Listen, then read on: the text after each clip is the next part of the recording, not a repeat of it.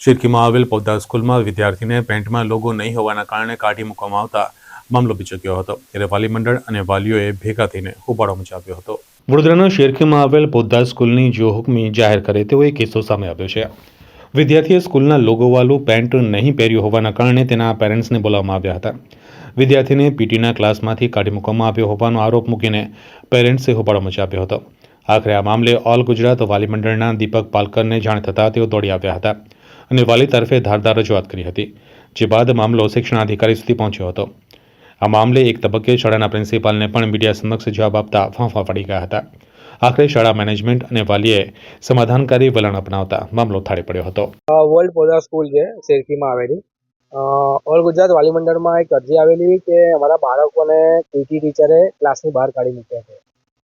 જ્યારે પૂરી હકીકત ખબર પડી તો ખ્યાલ આવ્યું કે જે એમનું જે પેન્ટ જે છે જીન્સનું એનામાં લોગો નથી સ્કૂલનો, એની માટે બહાર કાઢ્યા। હવે વિચાર કરો કે જ્યારે ગુજરાત સરકાર અને શિક્ષણ મંત્રી જ્યારે આ બાબતમાં એટલા ગંભીર હોય અને એમને થોડા દિવસો પહેલાં જ કીધેલું કે કોઈ પણ સ્કૂલ આ રીતનું બાળકોને હેરેસમેન્ટ નહીં કરી શકે, જે એવી કે અરજી મળશે તો કાયદેસરની કાર્યવાહી કરવામાં આવશે। તો હવે અમારે એ જ જોવું છે કે સરકાર આનામાં શું કાર્યવાહી કરશે અને જિલ્લા શિક્ષણ અધિકારી પણ શું કાર્યવાહી કરશે અને જે મંત્રી છે આપણા શિક્ષણ મંત્રી એ શું કાર્યવાહી કરશે। તમે વિચાર કરો, નાના નાના છોકરાઓ છે, ટ્વિન્સ છોકરાઓ છે, એક પહેલા ધોરણમાં ભણતા છોકરાઓને તમે ઠંડીમાં આ રીતના બહાર કાઢી મૂકો, આ કેટલું યોગ્ય ગણાય? એમના જે પીટી ટીચર છે એમને તો માફી માંગી, પણ શાળા જે પ્રિન્સિપલ છે એ માફી માંગવા તૈયાર નથી ને એવું કહે છે કે અમારી આ પોલિસી છે, તમારાથી જે થાય તે તમે કરી લો।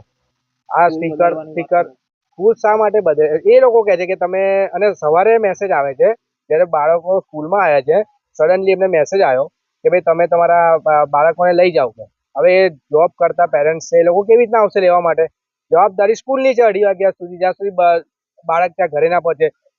આવી રીતના ખોટી રીતના વાલીઓને હેરાન કરવાનું બાળકોને। અને આની પહેલાં જે પેરેન્ટ્સે કીધું એ પ્રમાણે કે 9 થી 10 વિદ્યાર્થીઓને આ રીતના બહાર કાઢ્યા છે, આ સ્વેટર માટે અને આ જે લોગો જે પેન્ટનો છે એની માટે। હવે પેન્ટની નીચે ખિસ્સાની સાઈડમાં લોગો આવે છે કઈ, અને આઈ કાર્ડ તો છોકરાએ પહેર્યું જ છે, બીજું જે શર્ટ ટી શર્ટ પહેરી એના પર બી તમારો સ્કૂલનો લોગો છે। તો પેન્ટ માટે આટલો મોટો ઇસ્યુ બનાવવાની જરૂર શું છે? અને તમારું કાપડ બી એટલું સારું નથી।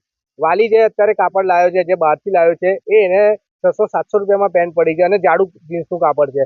સ્કૂલમાંથી જે આપવામાં આવ્યું છે મટીરિયલ બી થોડુંક લાઇટ છે, પ્લસ એની કિંમત 1450 થી 1500ની આસપાસ એની કિંમત છે। તો વાલીને જે સસ્તું પડે ત્યાંથી લેવાનો છે, અને તમને વધારે તમારા લોકોની એટલી ચિંતા હોય તો એક લોગો પેરેન્ટ્સને અવેલેબલ કરો, પેરેન્ટ્સ જાતે જ ટેલર પાસેથી કરાવી દેશે।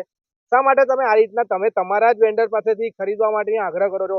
એટલે આનામાં સ્પષ્ટ દેખાય છે કે આ શાળા સંચાલકોના કમિશનો, આ લોકોના કમિશનનો સેટ જ હોય છે।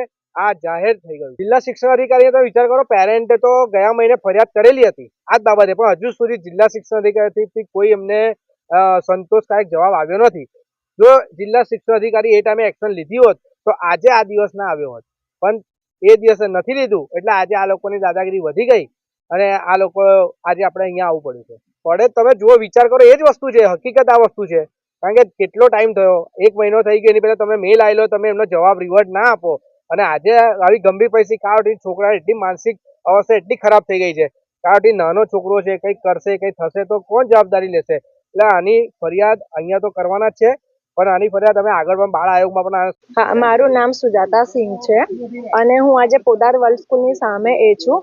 મેં ગઈકાલે પ્રિન્સિપલ મેડમ સાથે રજૂઆત કરવા માટે આવી હતી કે મારા છોકરાને તમે આજે સ્કૂલમાં ક્લાસમાંથી બહાર કાઢી મૂક્યો પીઈ ટીચરે, અને ફક્ત રીઝન એટલું જ હતું કે એના જીન્સ ઉપર એ લોગો નહોતો, બાકી સેમ એનું યુનિફોર્મનું જ જીન્સ છે જે કેટલા વખત સમયથી તે પહેરીને આવે પણ છે એવું છે, અને છતાં તમે 8 સ્ટુડન્ટને કાઢીને મૂક્યા। મેં કીધું 6 વર્ષનું બાળક છે જેને મેન્ટલી હેરેસમેન્ટ થયું, તે બાળક મને રડતા રડતા રાતે કહ્યું કે તે સ્કૂલમાંથી કપડાં કેમ નથી ખરીદતી, અમને લોકોને સ્કૂલમાંથી વળે છે એના માટે। એની રજૂઆત કરવામાં આવી ગઈ તો પ્રિન્સિપલ મેડમ કોઈ મૂડમાં જ નહીં હતા કે મારી વાત સાંભળે, છતાં પણ એમણે એવું કીધું કે આ બસ સ્કૂલની પોલિસી છે અને આ આવું જ રહેશે, અગર તમને વાંધો હોય તો તમે સ્કૂલ ચેન્જ કરી શકો।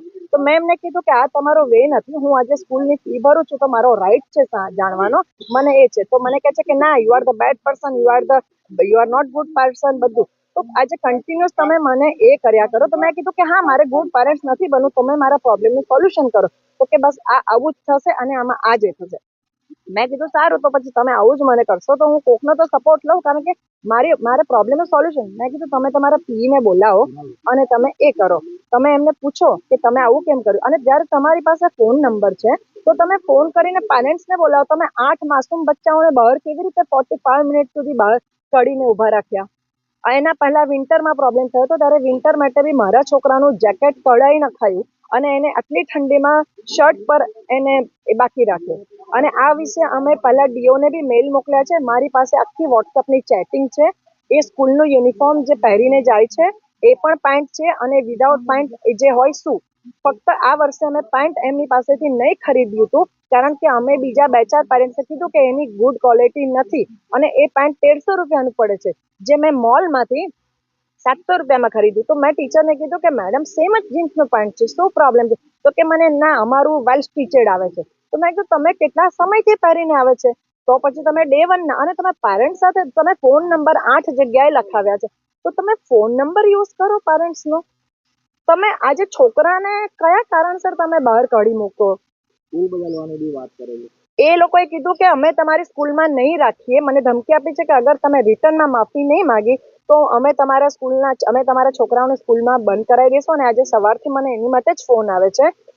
મેં ફોન રિસીવ નથી કર્યા 2 કોઓર્ડિનેટરના, પણ મારા હસબન્ડ પર એના ફોન આવ્યા અને એમણે એ જ કીધું કે બસ તમે તમારા છોકરાઓને આવીને લઈ જાઓ. તો અમે કીધું એક વખત અમે છોકરાઓને સ્કૂલમાં મોકલ્યા છે, એમનો જે છૂટવાનો ટાઈમ હોય એ ટાઈમે અમે એ કરીશું. તમે અગર કેવી રીતે સર્ટિફિકેટ તમે મને આજે મેં ઘણી બધી હાયર ઓથોરિટી સાથે વાત કરી કે મેડમ મારી કંઈ ભૂલ હોય તો મને સમજા, મને માફી માંગવામાં વાંધો નથી, પણ મારો જે રાઈટ છે, હું ખાલી રજૂઆત કરવા ગઈ હતી. એમાં આજે મેં તમારી જે રજૂઆત તમારું ખોટું છે મેં તમને બતાવ્યું, મેં એની સામે આંગળી ચીંધી, તો તમે મારા પર આક્ષેપ કરો છો કે તમે ગુડ પેરેન્ટ્સ નથી, તમે મેનર્સ નથી. યુનિફોર્મ ફક્ત ઓનલાઈન મળે છે એમનો, અને એ કમ્પલસરી અમારે ઓનલાઈન જ ખરીદવાનો હોય છે, એવું છે. હવે એની અમારે શોર્ટ્સ, ગરમીમાં શોર્ટ્સ હોય છે, બરાબર. જ્યારે અમારે 2 થી 3 વખત આની માટે એટલે ઇસ્યુ હતો કે એક વખત વિન્ટર જેકેટમાં, અને એના પહેલા જ્યારે ચોમાસામાં મચ્છર ને બધું ના કરડે ત્યારે અમે બધા વાલીઓએ મળીને એવી રીતના નક્કી કર્યું કે આપણે પેન્ટ્સ પહેરાવીએ. તો અમને કીધું કે અમે મચ્છર પ્રીમાઇસીસમાં અમે રેગ્યુલર કે મચ્છર માટે એ કરીએ છીએ બધું, અને ત્યારથી હજી સુધી વિન્ટર છે એટલે પેન્ટ પહેરાવીએ છીએ. 1 મહિનાનો સવાલ છે, પછી તો અમે શોર્ટ્સ પર જ આવી જશે. તો આજે હું 1 મહિના માટે પાછું એ પેન્ટ કેમ ખરીદું? અને હું કહું છું કે મારું બાળક આજે ભણવામાં હોશિયાર છે, તમે ફોકસ સ્ટડી પર કરો. આજે એક સ્ટીકરના માટે થઈને જ છે, બાકી તો સેમ બ્લુ જીન્સ છે. તમે ઓલરેડી રોજ તમારું સીસીટીવી કેમેરામાં મને રોજના તમે જોઈ લો, તો પછી એ તો કેટલા મહિનાથી. હા, ડીઓ કચેરીમાં મારે મળવું છે.